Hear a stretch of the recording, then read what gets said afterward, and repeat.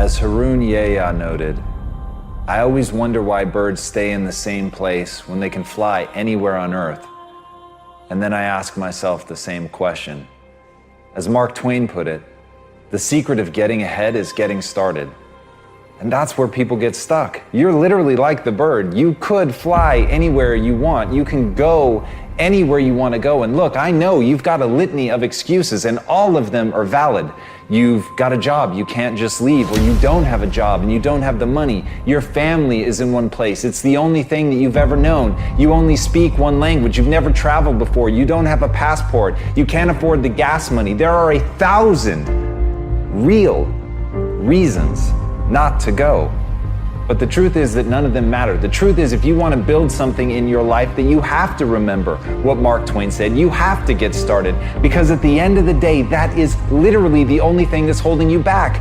You're not moving. And once you get the simplicity of that, once you understand that you could act right now, you could say f all the excuses. You could stop making them. You could stop giving in to them, no matter how valid they are, no matter how real they may seem. You can finally decide that you're going to get up and move, that you're going to create that momentum, that you're going to take a step, that you're going to make the demand, that you create momentum, that you get something done, that you find an answer, or as Hannibal said, that you're going to find a way or make one. If you have to carve through fucking rock, do it, because humans before you have done it. And that's the simple truth. That is the simple fucking truth. And everything else is bullshit. Everything else is the weak voice in your mind holding you back and making you a less version of yourself. So I ask you, why doesn't the bird fly wherever it wants to go? Because that's all it's known? Because that's what's safe? Because that's what's comfortable? Or because it's a dumb fucking animal? What do you want to be? If this isn't the life you want to live, do something about it.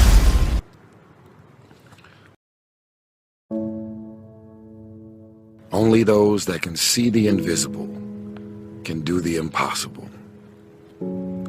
You have to be able to see what doesn't exist in order to be able to pull off or achieve what in most people's minds seems to be impossible. Only those that can see the invisible, being able to see what's not there. What is your vision? What is your idea? What was that God-sent dream? Only those that can see the invisible can do what seems to be impossible. The road to success is through commitment and through the strength to drive through that commitment when it gets hard. And it is going to get hard, and you're going to want to quit sometimes, but it'll be colored by who you are and more who you want to be. Greatness is not this wonderful, esoteric, elusive, God-like feature that only the special among us will ever taste. You know, it's something that truly exists in all of us. It's very simple. This is what I believe, and I'm willing to die for it. Yeah. Period. It's that simple. I know who I am, and I know what I believe. I know who I am, I know what I believe. That's all I need to know. And that's all I need to know. So from there, you do what you need to do. Some of y'all have a habit of dreaming within your bank account. Some of your thoughts and visions are so big and so outlandish and so powerful and amazing, you'll end up talking yourself out of that dream from saying, I can't afford that. Well, guess what? There's a lot of shit I can't afford. There's a lot of visions and dreams that I still can't afford. I've always had this idea that one day I'm gonna meet a multi-billionaire. And with this multi-billionaire, we're gonna become the best of friends. And he's gonna say to me, Tyrese, I got all the money in the world, but I don't have your visions or your ideas. And I'll say to him, I got you. I'm not gonna lie to you. I'm not gonna waste your time. I got big visions and ideas. I can't afford them all, but it's not going to stop me from having these visions and ideas. I came here to remind you that when people laugh at your visions and ideas, it's only because they don't have their own visions and ideas around what they're supposed to do with their life or their careers. People that don't have any dreams for themselves, they tend to be dream killers. People that don't have their own visions, they become vision killers. They want nothing more than to talk you out of your own visions.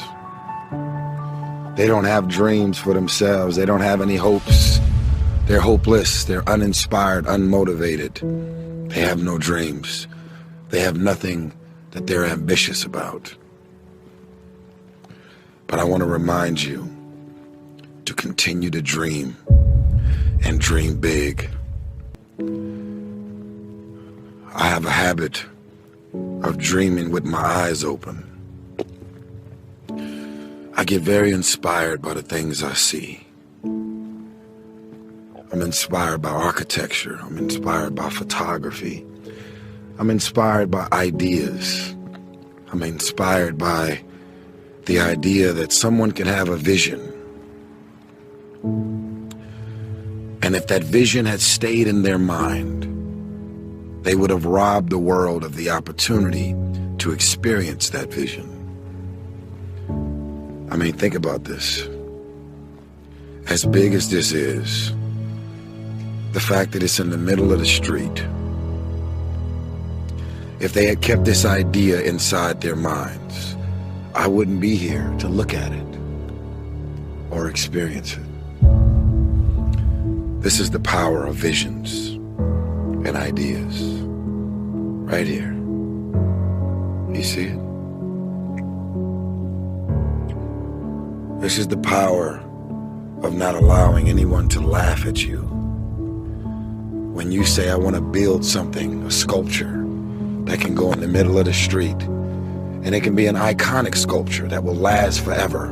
Long after I'm dead and gone, this could be a sculpture that can stand in the middle of a street here in the streets of Paris. And if this person who built this would have allowed people to talk them out of their dreams and their visions, it wouldn't be here for us to see or experience. My voice is gone. We had a sold-out show here in Paris. I just wanted to remind you to dream and dream big, and understand that your family and friends and loved ones, in most cases, boyfriends, girlfriends, they will be the first to try and talk you out of your dreams, your visions and ideas as to what you're supposed to do with your life. They will say, who wants you when you've already had 2 or 3 kids? Who wants you when you put on all that weight? Who wants you when you're looking like this and been through this and been through that? Nobody's interested in you. Nobody's checking for you. They'll laugh at you.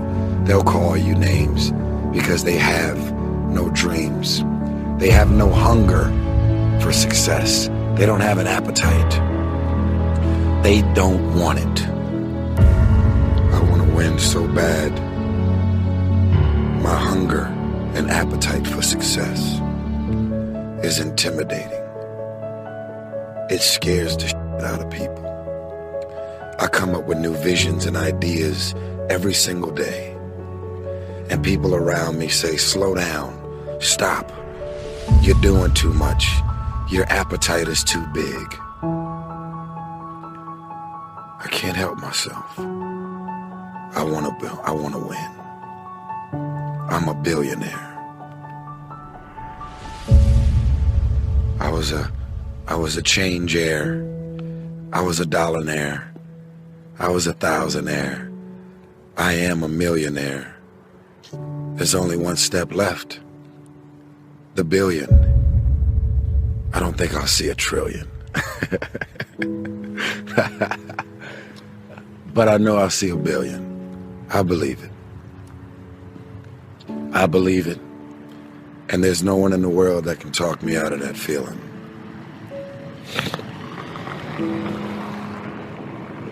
Sending my love all the way from Paris.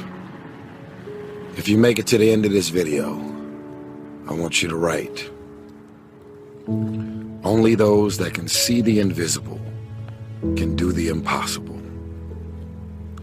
You have to be able to see what doesn't exist in order to be able to pull off or achieve what in most people's minds seems to be impossible.